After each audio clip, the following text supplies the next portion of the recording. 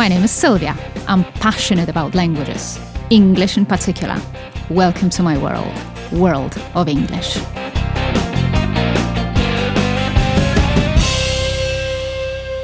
Dear listeners, I know it's been a while. I know that you have been waiting. I'd like to thank you for the feedback that I receive. And I have to admit that I keep receiving more and more feedback from you. And this feedback is pushing me a little bit to record new episodes. So there we go. Yes, today we are recording the 28th episode of the World of English podcast. I'm very happy that I'm back. I'm very happy that I can share my knowledge with you again. And I have prepared a new subject for today's recording. Usually these subjects are divided into two parts, so to say. So there are these episodes that are devoted to some stories because you know me, and those of you who have listened to the very first episode of the World of English podcast, they know that I believe in telling stories, such telling stories that help in studying languages.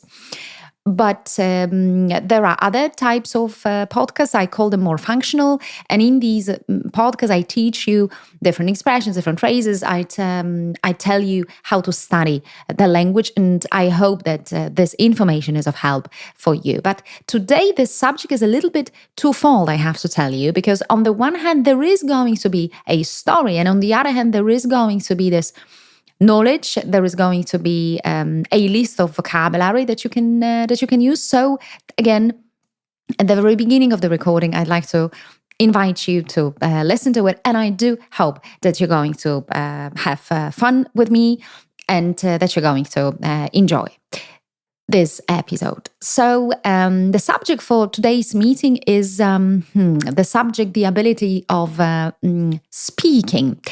And when I'm introducing this subject to you, I have to tell you, and I guess you could hear that, because I hesitated a little bit, because this ability to speak is not only something that is reserved for English, of course, for the English language, and this is the purpose of our meetings here, but this is just an ability that we all possess in different languages. So I hope that the information that I'm going to share with you today, this kind of information is going to be used not only for speaking in English, but also for speaking as such. But of course, we are going to focus on the English language. This ability to speak is very, very crucial today, especially today, because this is how we communicate with other people. If you know how to do it well, if you are a good speaker, you are usually very successful in social contact. You can lend yourself a good job. You can feel relaxed on holiday. This skill will help you to have a better life, simply, I would even venture to say. And hey, have a look at me. This is how I'm reaching you. Yes, I'm reaching you also through speaking, through this ability to speak to you. But this speaking and this episode is going to be devoted not only to speaking as such, but it is going to be devoted to this very particular skill, that is how to give presentations. I know that giving presentations is this pain in the neck, which means that many people are equally afraid of giving presentations, just as they are afraid of attending job interviews. We have covered the subject of job interviews into episodes. And today I'm going to focus on giving presentations because I know how hard it is. And you know me, I have repeated that on many occasions. It does not have to be like that. It is actually not that hard. And I am here to tell you, I am here to guide you through. I'm here to show you that actually studying the language, actually studying English is not that difficult. It does not have to be that difficult. And again, giving presentations, it is a skill, just a skill, which means that if you know how to do that well, if you practice this, and don't forget, please, that practice makes perfect. So if you practice this, I'm sure you will be successful. As always, so practice makes perfect.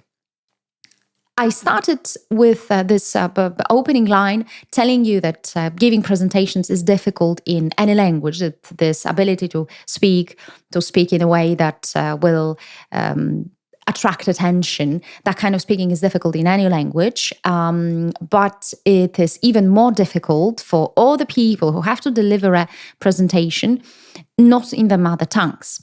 So they are very, very stressed, and this is connected with psychological elements, because they are very stressed, and they actually cannot stand this feeling of being judged by other people.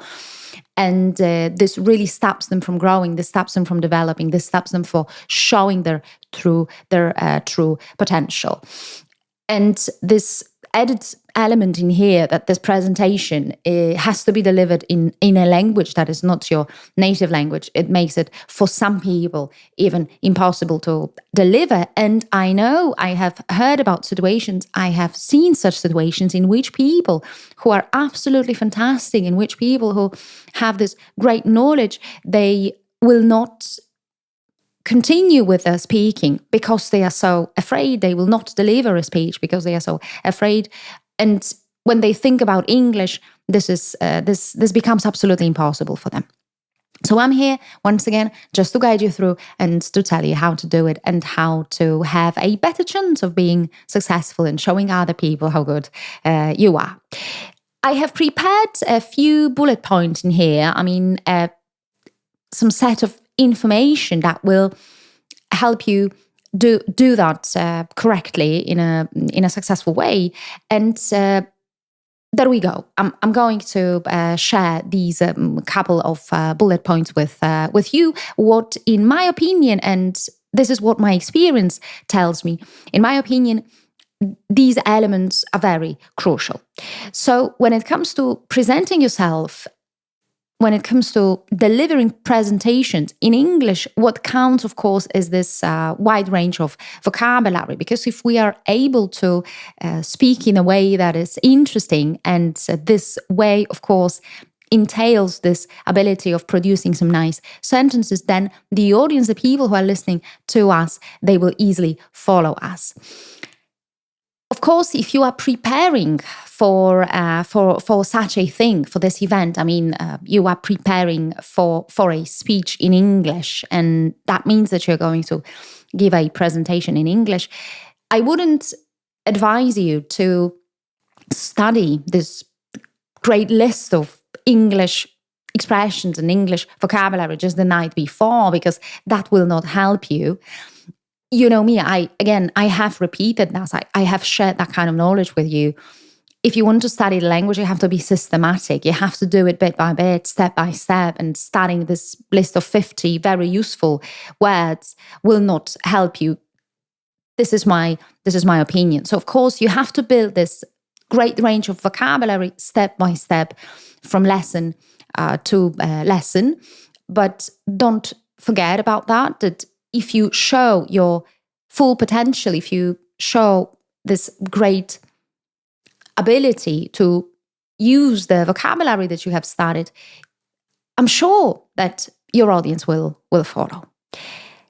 Another very crucial thing, and this is a huge mistake that many people make, is that when you make slides of the presentation, the information that you put there is only the kind of information that is necessary. You have to limit the number of words. Many people make this mistake, that they put on slides all the information that they know, or all the information that they have. It becomes, the slides become unreadable. The presentation becomes very heavy. Nobody knows what is going on. Nobody's going to read all the text that is there on the slide.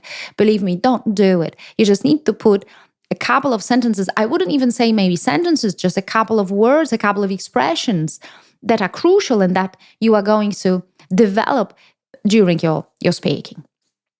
Smoothness of the presentation, that's another element here. Of course, smoothness comes with practice. And I introduced the expression just a while ago that practice makes perfect. But this smoothness, it is not only something that is connected with the very language, but it is also connected with your personality, with the way you address people, with the way you talk to them. So when people see this smooth speaker, when people see somebody that is relaxed, and that would be another point, like this relaxed atmosphere, they are more willing to follow. And sometimes you don't even have to be talking about these groundbreaking ideas. But if you have this lovely voice and if you have this smoothness in you, and if you can present your ideas in this relaxed atmosphere, the people will follow. This is how we are. This is what we do. And this contact with your audience, with the people that you're going to talk to, is very crucial. Like eye contact. Many people avoid this eye contact. They try not to look at all the people that are listening to them, of course, because they are stressed and because they don't want to be judged. But this is very badly received.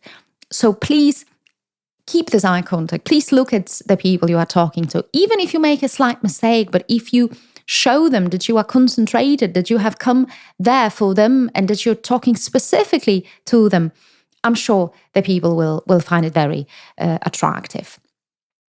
Another element that I have prepared for you here is this rushing element. So my advice here is, I would tell you, don't rush, right? So you don't have to be this Formula One driver in here. You don't have to tell the people all you know, and you don't have to do it in 5 minutes. Just be calm, right? You are the teacher in a way to these people. You are presenting the ideas.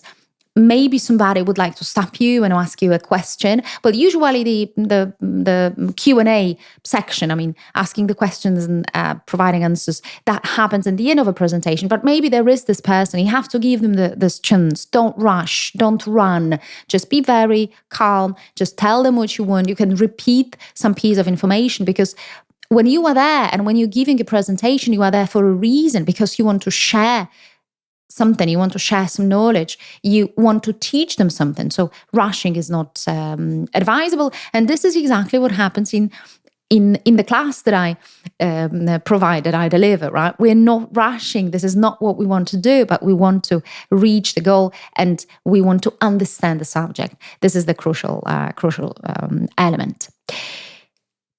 There are also all sorts of gimmicks. This is how we can call them. And a gimmick is this ability to use some kind of knowledge or to use some kind of skill in order to win something for yourself. So there are a lot of gimmicks there which tell you how to be a good speaker. And one of them, and I would agree with that, because in speaking, in giving presentations, the crucial thing is attracting this attention. So if you want to attract attention of your audience, you would need to have this strong opening. So I wouldn't advise you to just go there and just give you your name and the name of your company, the address of your company, and the name of your job title. I wouldn't advise you to do that. I would advise you to have this nice opening, some anecdote, something that attracts this attention, something that will catch the people's eyes. They will want to listen to you. And what is very useful in here, and you can do that at the very beginning, but you can also do that while you're speaking, while you're presenting, is telling stories. Stories provoke emotions. They provoke real feelings. They build real pictures. So that's why stories are so great for presentations and also for studying the language, because if you build your language around stories, you have some emotions around that, and it is so much easier to learn, to remember, to memorize. I don't know, guys, if you have heard, but most of these elements, most of these ideas and these pieces of advice that I have just presented to you, they can be put in this basket that is called the KISS rule. I don't know if you have ever heard about that, but this rule was originated in the American Army. It is an acronym, so it stands for Keep It Simple, Stupid. And it is believed that, as I said, it was originated in this American Army, and it was originated by some engineers who were producing plane designs for this army. And the idea was very simple. It was all about presenting such projects which are easy to follow for almost anybody. even if they are not very much educated, or even if they are not much into the subject, into the picture. Of course, it might seem a little bit offensive for some, because yes, that was designed for these engineers that were not that knowledgeable, and they needed to get a project that was very easy for them to follow.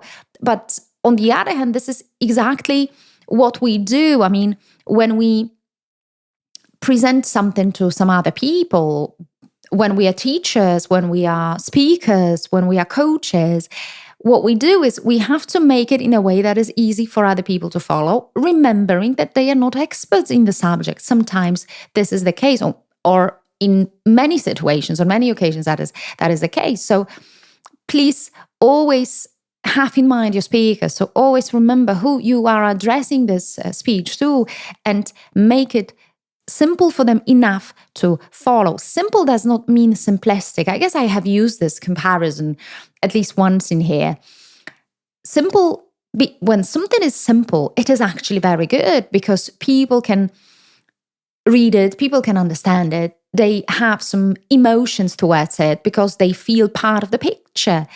And the mistake that is made by many, many presenters is that they put too much text on the slides, and this is what we have discussed before, but they also make it so complex and so complicated that there are a lot of people, a lot of listeners who have no idea what is going on, and they find it very hard to follow. So yes, guys, the KISS rule: keep it simple, stupid.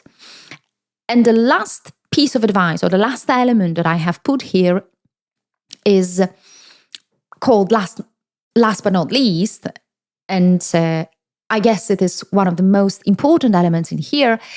And it says that it is actually how you say things and not what you say counts. Of course, it is rather broad, I would say, because of course it is important what we are talking about. So if you are talking rubbish, nobody's going to listen to you, and nobody's going to believe you. But on the other hand, these emotions, the confidence that you bring into the presentation, the element of being sure, completely sure, 100% sure that you are delivering a very good presentation, that you have this strong voice, and you have this open mind, and you have these eyes that are glued, these eyes that control the people who are listening to you. This is actually very important. So yes, remember, how we say things counts more. I hope you are following me. I hope you enjoy what we have just discussed. And I wouldn't be myself if I hadn't prepared this list of vocabulary that you can use when making a presentation. And I hope that this vocabulary that I'm going to read to you right now, that we're going to cover, is something that you are going to write down perhaps, or is something that you're going to use just the moment you finish listening to this recording, because perhaps you are preparing some kind of presentation right now. So the very text of your presentation, of course, it can vary, right? So this is not something I am aware of. So the main body of the presentation is something that you have to prepare yourself. But there are, of course, these words or expressions that are very universal that you can use when changing the subject, for instance. And there are these expressions that will make your presentation very ordered. And if you use them, your listeners, the audience, will follow you very smoothly. So, of course, you have to order the importance of your slides, and you have to tell your audience what comes first, what comes second. So, of course, here you will say firstly, right? And then you will say secondly, then next. If you want to add some information, you would say what is more, what's important. If you want to draw their attention to this important element. Additionally, if you want to add another element, you can also show the consequence or the result of your speech and the slide, perhaps, that you have discussed, and that could be as a result, as a consequence, or in result, in consequence. And when addressing a very specific element, a very specific issue, you can say another problem, solution, or possibility. Possibility is, When you want your audience to be concentrated on a specific slide or on a specific table or specific picture, you can tell them as you can see, for instance, or just this description of various slides would be the slide shows some sales figures, for instance, or some examples, some kind of data. Here I will show you how, or here I will show you why, or here I will show you when. Or the slide presents, or the slide shows, or the slide depicts. Don't forget about this expression depicts, because it is very nice. Everybody knows shows, right? So the slide shows, but not everybody knows this expression depicts.